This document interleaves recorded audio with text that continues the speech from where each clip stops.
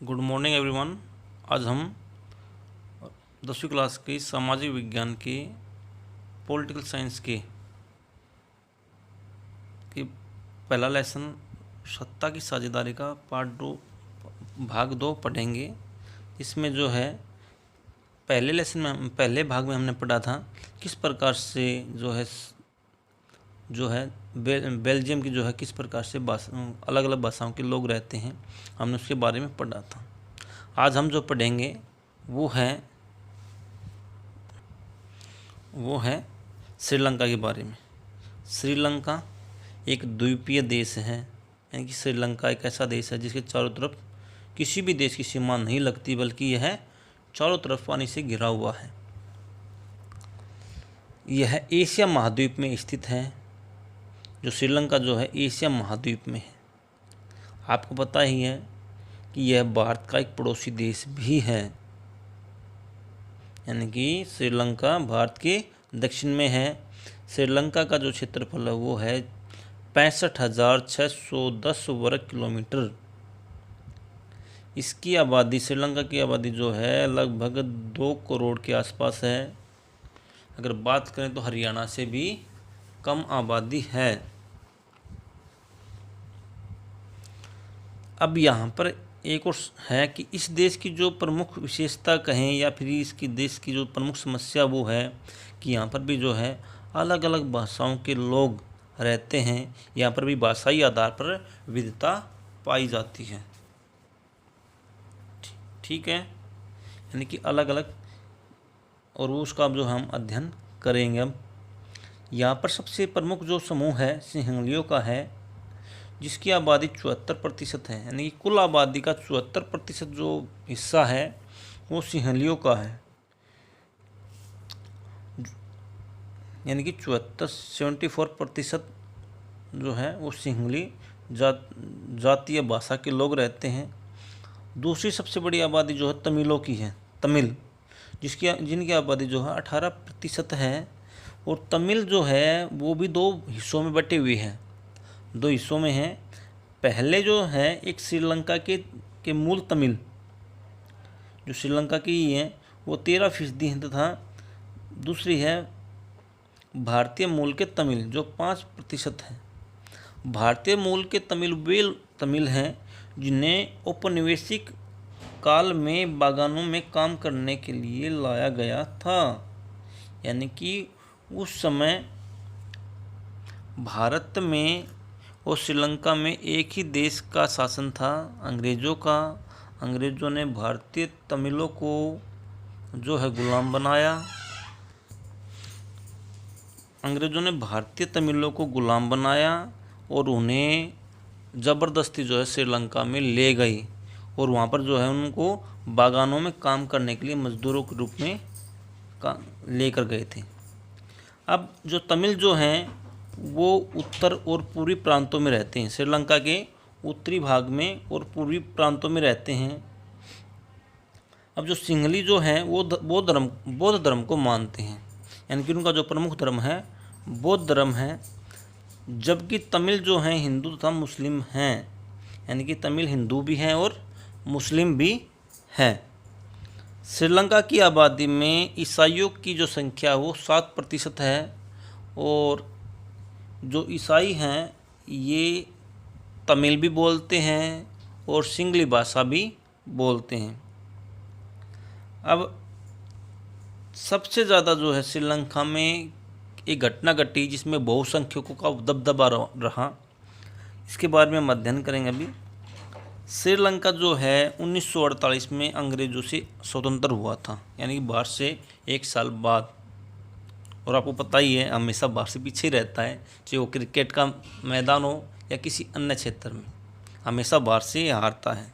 तो ये आज़ादी के मामले में भी हमसे पीछे रहा, और भारत श्रीलंका जो 1948 में आज़ाद हुआ। जब यहाँ पर राजनीतिक पार्टियाँ बनाई गई तब जो है चुनाव हुए, और वहाँ पर जो है सिंगली भाषा के लोगों का दबदबा कायम हो गया। और आपको पता ही है जब किसी एक विशेष समुदाय का जब सत्ता पर जो कब्जा या दबदबा कायम होता है तो जो है वो देश के लिए अनुकूल नहीं होता।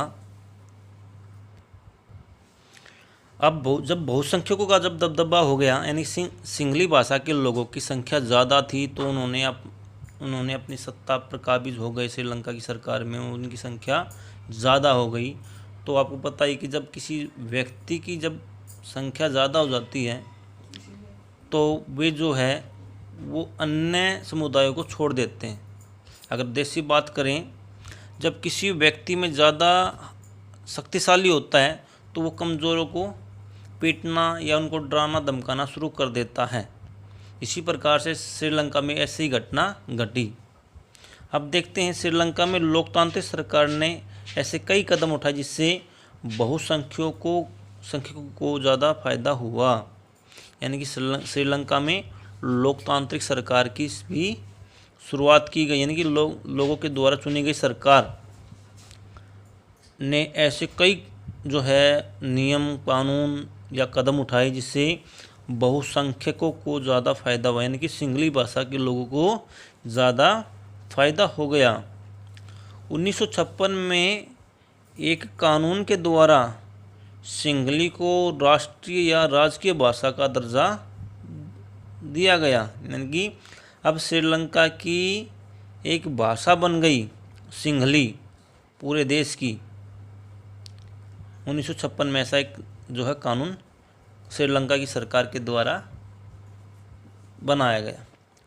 अब ये एक और था कि सरकारी नौकरी उन्हें मिलेंगी जो सिंहली भाषा पढ़ना तथा लिखना जानता हो, यानी कि प्राथमिकता जो है सिंहली भाषा के लोगों को दी गई। जो ये भाषा बोलेगा, लिखेगा, पढ़ेगा, उन्हें जो है सरकारी नौकरी मिलेगी।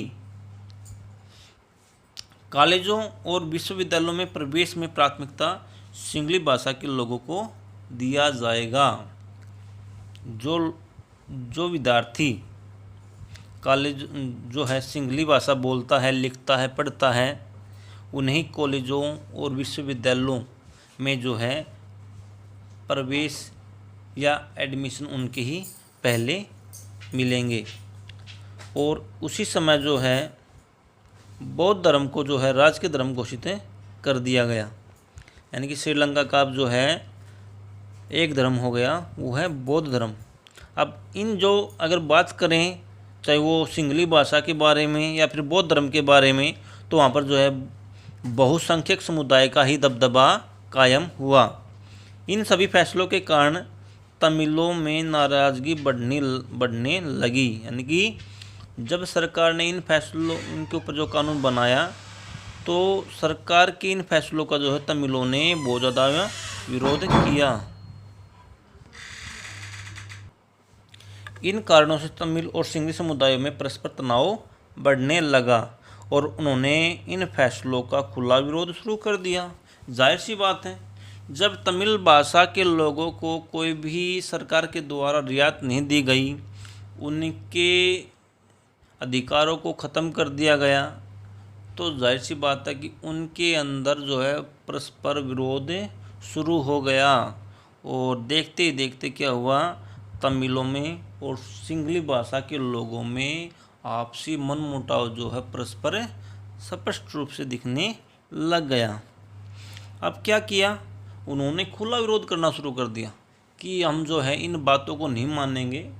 आप जो है सिंहली भाषा को राज की भाषा नहीं बना सकते, बल्कि तमिल को भी जो है प्राथमिकता दी जानी चाहिए। और इसके लिए ही तमिलों ने अपने आप को संगठित कर लिया। जब तमिलों ने अपने आप को संगठित किया तो एक राजनीतिक पार्टियां भी बनाई गई और उन पार्टियों ने जो है तमिल भाषा के लोगों को ज़्यादा अहमियत या प्राथमिकता देनी शुरू कर दी। और जब इन लोगों ने तमिलों के बारे में आवाज़ उठाई तो जो है तमिलों के अधिकारों के बारे में भी इन पार्टियों को जो है बहुत ज़्यादा जोर दिया गया या मांग उठाई गई।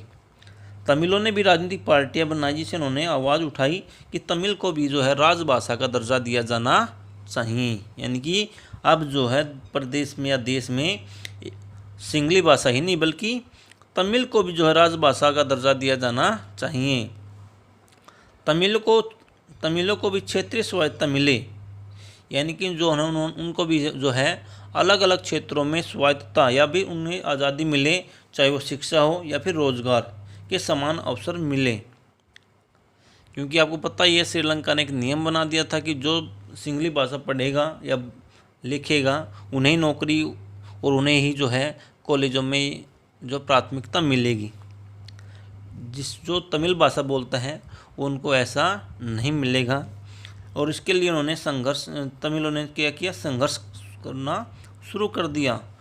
भाई हमें भी जो है क्षेत्रीय स्वायत्तता मिले, शिक्षा मिले और रोजगार समान अवसर मिले। जिस प्रकार से सिंगली भाषा के लोगों को मिल रहे हैं उसी प्रकार से जो है हमें भी समान या बिना किसी भेदभाव को दिया जाए। तमिलों की मांग को सरकार ने ठुकरा दिया। जब तमिलों ने राजनीतिक पार्टी बनाकर ये मांग सरकार के सामने रखी तो सरकार ने इसको सिरे से नकार दिया। नहीं, हम आपकी कोई बातें नहीं माने। कारण क्या था?